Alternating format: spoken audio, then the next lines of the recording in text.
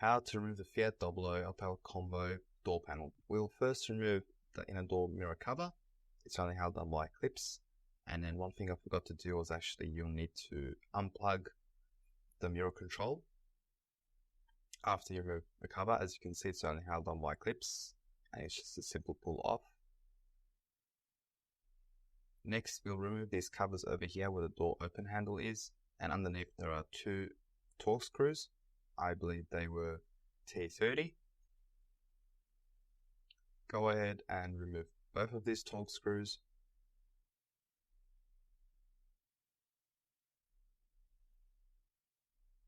And then once these screws are off, we'll need to pull the switch plate and the handle out of place, and we'll need to detach the cable for the door open handle, and we'll need to unplug the window switch as well. This is because there is another torque screw that holds the door panel onto the door itself, and this is how you detach the door open handle cable.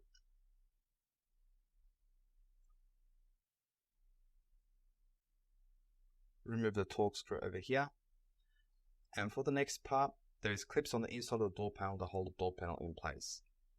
With a plastic tool, you want to get in between the door panel and the door. You can use your fingers when there's enough space, and what you will need to do is pull the bottom out first and then slide the door panel upwards to detach it from the window sill. If you have a clip remover like this, it makes things much more easier, as it can be harder to get in there with your fingers, but with this clip remover, where the clips are located, you go in and then unclip them as you go. And then once it's unclipped, you can pull it with your hand and then remove the door panel.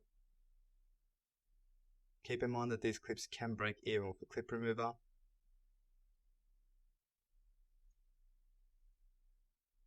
So it's the same way when you're refitting this, you'll need to first put the top in and slide it down into the window sill. So these are the clips over here. This one is black ones. One tip is make sure these clips are like this on the door panel. If there's any left on the door, get them and put them on the door panel. It makes refitting much easier. Please don't forget to like, comment and subscribe. And if you do want to support the channel more, you can always send a super thanks by clicking onto the button underneath the video. Any amount, even the bare minimum, is much appreciated.